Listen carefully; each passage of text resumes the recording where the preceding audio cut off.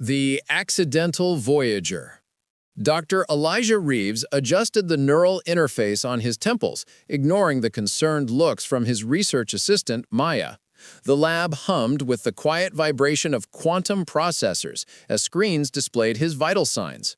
"Calibration at 98%, Maya announced, her voice tight with apprehension. "Are you certain you want to proceed? The consciousness projection test could wait until we've run more simulations." Elijah offered a reassuring smile. "Science waits for no one, Maya. The grant committee needs results, not more theoretical models." He settled back in the reclined chair, closing his eyes as the interface warmed against his skin. "Just monitor the readings. 10 minutes in the projection state, then bring me back." The familiar sensation of weightlessness washed over him as the machine powered up. Elijah's breathing slowed, his mind drifting into the experimental space where consciousness could theoretically separate from physical form, a quantum state his team had discovered purely by accident 6 months ago. A gentle pulse, then darkness. Elijah floated, untethered. This was normal, the void state before projected consciousness found its anchor. But something felt different this time. Instead of the usual return to awareness in the controlled virtual environment, he felt pulled, drawn like a leaf in a stream towards something bright and irresistible. When awareness returned, Elijah wasn't in the lab simulation. His eyes opened to a sky of shimmering lavender, swirling with currents of light that flowed like cosmic rivers. He lay on a surface that felt like warm silk, but appeared to be made of translucent crystal veins pulsing with inner light. "The convergence was successful," a melodic voice spoke directly into his mind, "though you are not what our oracles predicted." Elijah bolted upright, his heart racing as he turned toward the voice. Standing at the edge of the crystal platform was a woman. At least, she appeared feminine in form. Her skin was a soft violet hue that seemed to glow from within. Her eyes, large and expressive, shimmered with an iridescent amethyst light. A circlet of luminescent material crowned her head, flowing into robes that moved as though alive. Where am I?" Elijah managed, his scientific mind racing to categorize what he was seeing. Hallucination? Simulation error? Actual contact with non-human intelligence? The violet figure tilted her head, studying him with curious intensity. "I am Lyra, 7th princess of the Vesperian Harmonies." Her lips didn't move, the words formed directly in his mind. "And you are a traveler from beyond the veil, the first in 10,000 cycles of the twin moons." Elijah stood shakily, noticing his body felt lighter here. "I'm Dr. Elijah Reeves.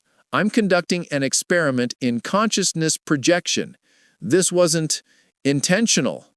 The princess approached, her movements graceful and fluid. "Intention matters little in quantum resonance.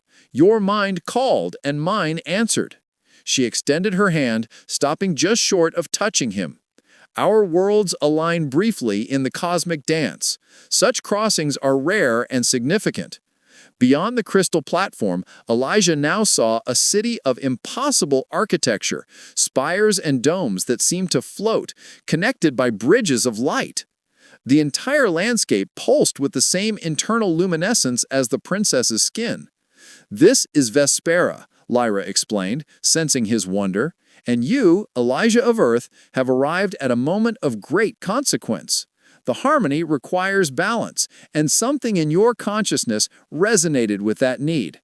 As she spoke, Elijah felt a strange warmth spreading through his mind, a connection forming that transcended language. He saw images of Lyra's world, felt the rhythm of its existence. "I need to return," he said, though the words felt hollow even as he spoke them. "My body, my research team, they'll be looking for me." Lyra's expression remained serene.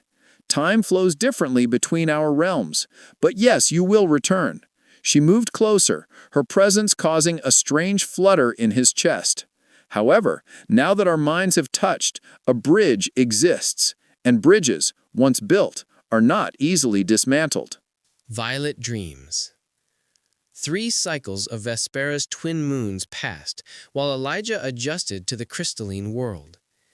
Each time he attempted to return to Earth, he found himself pulled back to Lyra's realm, the connection between them strengthening rather than fading. The quantum entanglement between our consciousnesses appears to be stabilizing, Elijah explained, as they walked through the hanging gardens of the royal citadel. Luminescent flowers unfurled as Lyra passed, responding to her presence. On Earth, we've only theorized about such connections. Lyra observed him with curious eyes. Your scientific terms describe what our ancestors called soul binding. It has not occurred between realms in many generations. She gestured toward the horizon where the twin moons hung low. The Council of Elders is concerned. They sensed disturbances in Vespera's harmonic fields since your arrival. Indeed, subtle changes were manifesting throughout the realm. The usually precise patterns of light that flowed through the crystal architecture had begun to waver and pulse with new rhythms. The Vesperans, typically reserved and measured in their emotions, reported unusual sensations, spontaneous laughter, unexpected tears, sudden longing.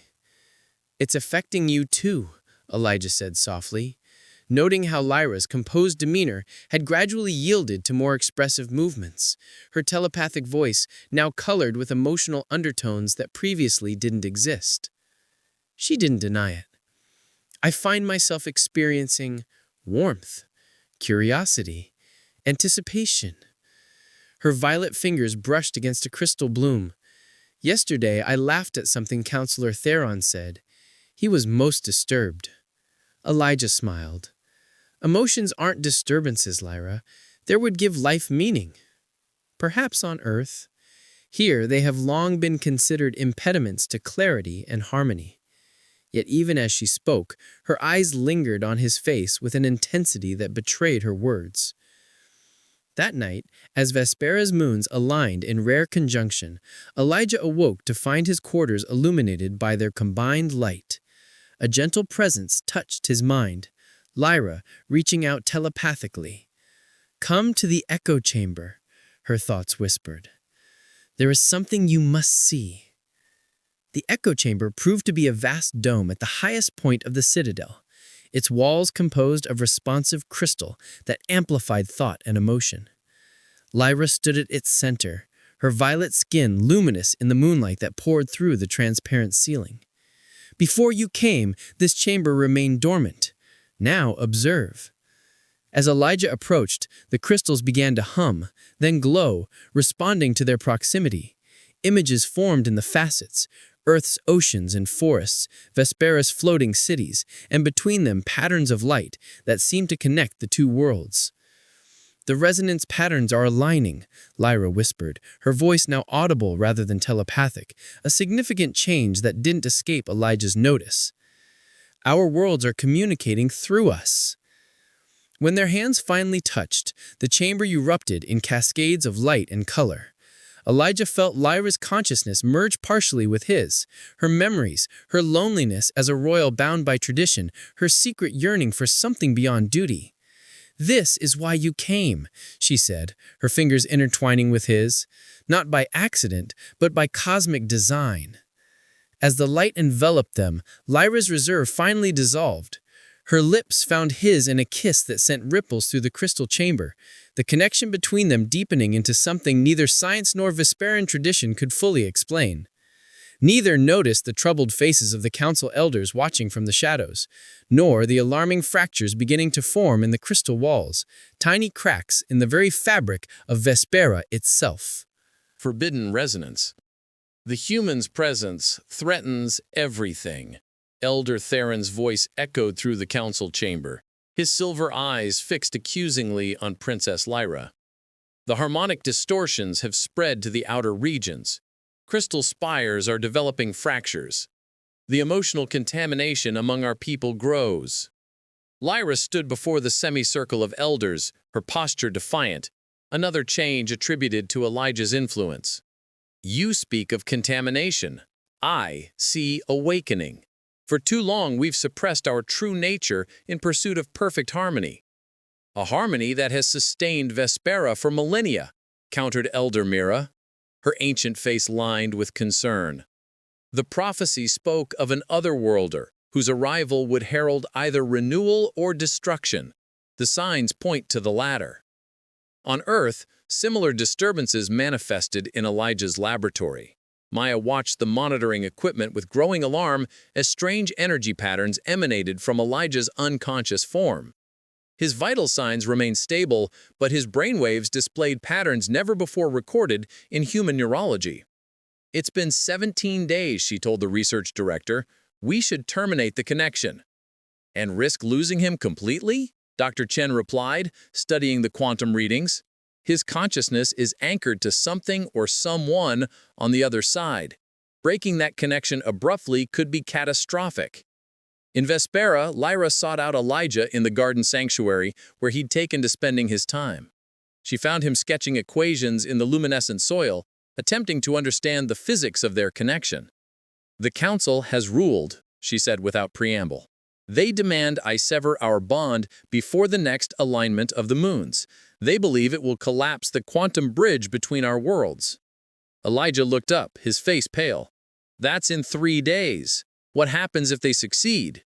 "Your consciousness would return to your body on Earth. The pathway would close permanently." Her voice faltered. "We would never connect again." The air between them seemed to vibrate with unspoken emotion. Since their night in the echo chamber, their bond had deepened beyond mere fascination or attraction. They had begun sharing dreams, memories, even stray thoughts throughout the day. "There's something else," Elijah said, rising to meet her gaze. "I've been calculating the energy required to maintain this connection. It's exponential, Lyra. The longer I stay, the more strain on both worlds." She moved closer, her violet hand reaching for his face. "Then why does it feel so right, so necessary?" The kiss they shared this time was deeper, a mingling not just of lips but of essence. Around them, the garden responded, flowers blooming out of season, crystal formations growing toward them as if drawn by magnetic force.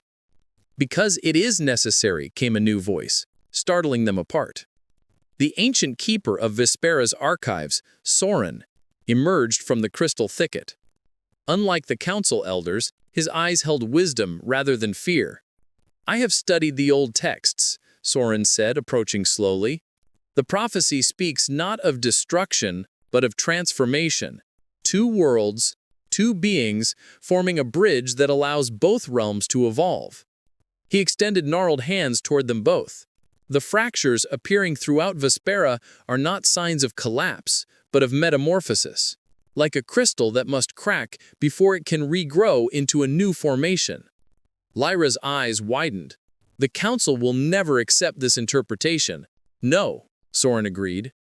"They fear change above all else, which is why they've already begun the ritual to forcibly return Elijah to his world." As if summoned by his words, a tremor ran through the garden. In the distance, the central spire of the citadel began to pulse with intense light. "It started," Lyra whispered, her fingers clutching Elijah's. "They're trying to break our connection." Across dimensions, Maya watched in alarm as Elijah's body convulsed suddenly, the monitoring equipment screaming with warnings. He's being pulled back, but something's fighting the return. In both worlds, a choice was forming. A decision that would change not just Elijah and Lyra, but the very nature of what was possible between realms. Shattered boundaries. The ritual chamber atop the highest spire of Vespera glowed with ominous intensity. 7 council elders stood in perfect formation around an ancient crystal altar, their combined mental energies focusing on a single purpose: severing the quantum bridge between worlds. Elijah fell to his knees in the garden, pain lancing through his consciousness as he felt himself being forcibly extracted from Vespera. "They're tearing me apart," he gasped, his form becoming translucent as Earth's reality pulled at him. Lyra's face transformed with an emotion rarely seen among Vesperans: rage.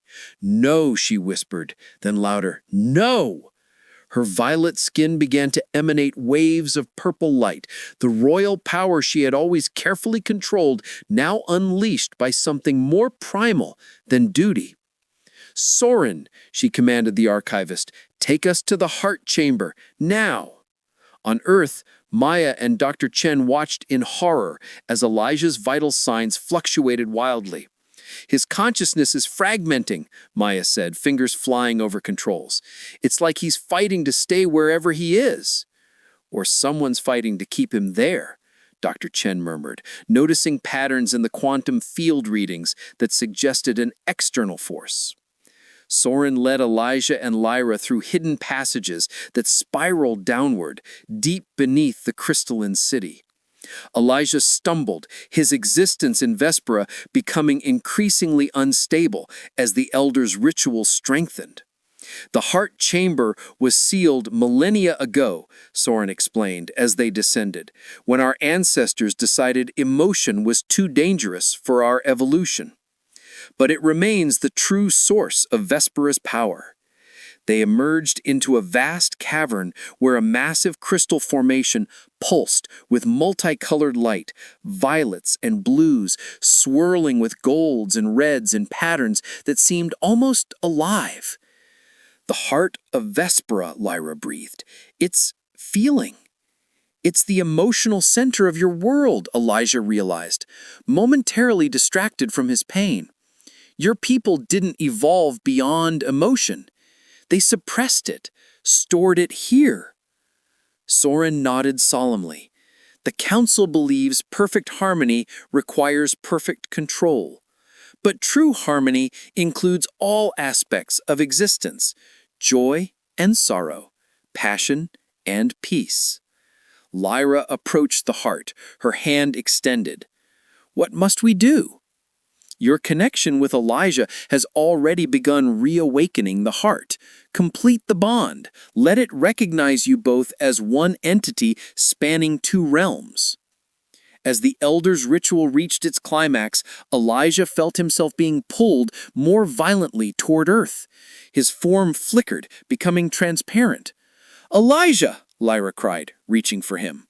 When their hands met, instead of passing through, they connected with an explosion of light that radiated outward. In that moment of contact, both of them saw visions.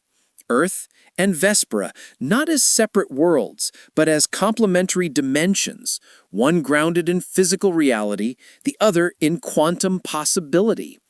They saw civilizations rising and falling across countless worlds, and the rare, precious instances where bridges formed between realms, bridges made not of matter or energy, but of connection between beings.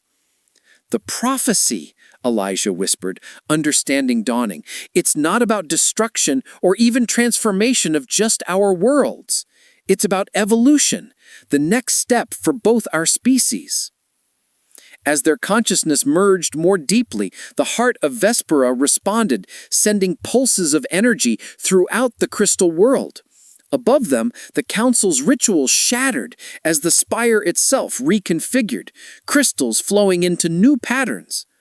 On Earth, the laboratory equipment suddenly stabilized. Then began recording data so complex the systems could barely process it. "It's not just a connection," Maya said in awe. "It's a new type of quantum state existing in multiple dimensions simultaneously." The merging of Elijah and Lyra created ripples across both worlds, not destroying, but reconfiguring. In those moments of profound connection, they glimpsed the truth. Their meeting was neither accident nor destiny, but possibility made manifest through choice and openness. When the energy surge finally subsided, they stood facing each other in the heart chamber, changed. Elijah remained solid, no longer flickering between worlds. Lyra's violet skin now contained subtle patterns reminiscent of human DNA structures glowing beneath the surface. "We've stabilized the bridge," Elijah said, with wonder in his voice. "But at what cost?" Soren, examining the reconfigured crystals around them, answered gravely. The Council will see this as confirmation of their fears. The real challenge begins now. Beyond stars. Earth's scientific community was in uproar. For 23 days, Dr. Elijah Reeves had remained in an unprecedented quantum state, physically present, yet with consciousness patterns suggesting existence in multiple dimensions. Then, without warning, his readings had stabilized into something new, still human, yet fundamentally altered. His cellular structure is incorporating crystalline elements, Dr. Chen explained to the hastily assembled scientific panel. And his brain, it's developing neural pathways we've never seen before. Maya stood protectively near Elijah's still unconscious form. Whatever's happening, it's not harming him. His brain activity indicates something closer to evolution than degradation. Meanwhile, in Vespera, revolution brewed. The dramatic reconfiguration of the central spire had been only the beginning. Throughout the crystal cities, Vesperans were experiencing emotional awakening, centuries of suppressed feelings emerging as the heart's influence spread. The council, led by Elder Theron, had declared Princess Lyra a traitor, claiming she had endangered their world by strengthening the forbidden bond rather than severing it.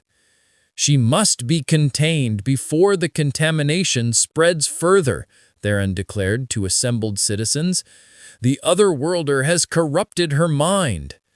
But many younger Vesperans, experiencing the richness of emotion for the first time, had begun to question the council's authority.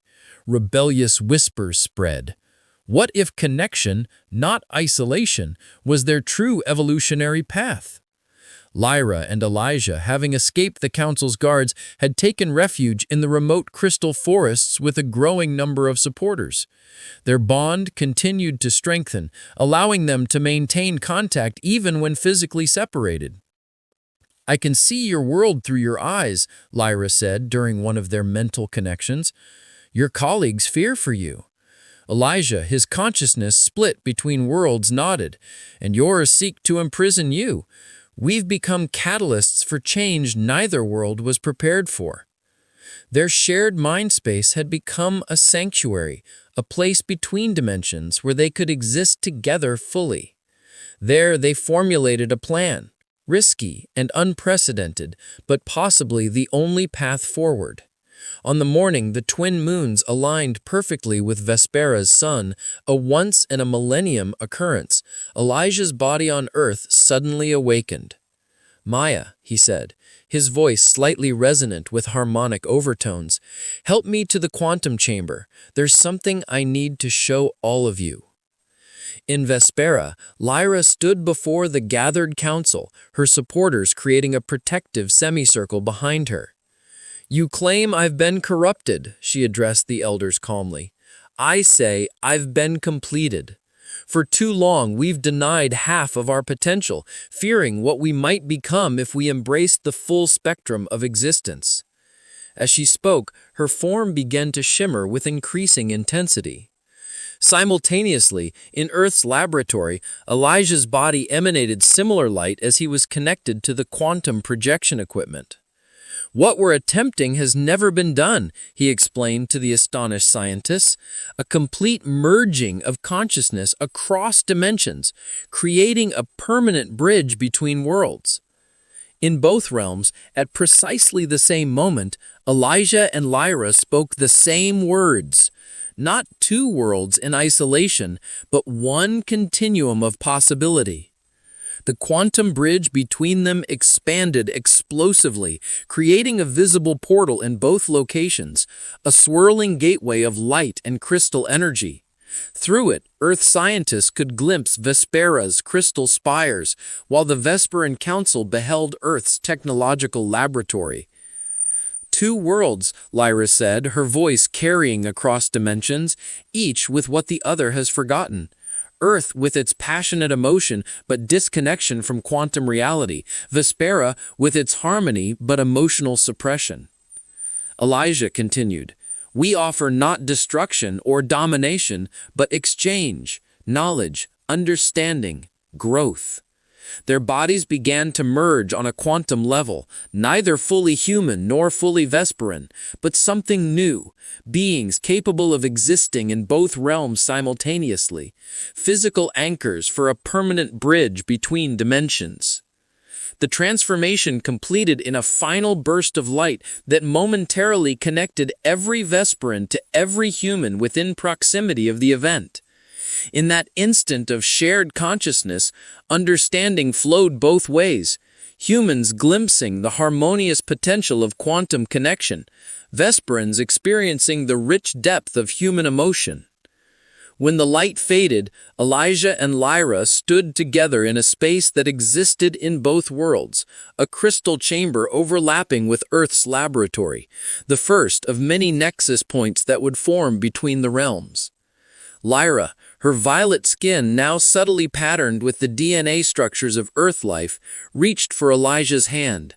His human form remained recognizable, but now contained the internal luminescence of Vesperance, his eyes reflecting the same iridescent quality as hers. "Not the end of either world," she said softly, "but the beginning of something greater than both," he finished. Around them, humans and Vesperans regarded each other with cautious wonder, the first tentative steps toward a connection that would ultimately transform both civilizations, not through conquest or assimilation, but through the most powerful force in any dimension: the choice to understand what is different and the courage to love beyond boundaries.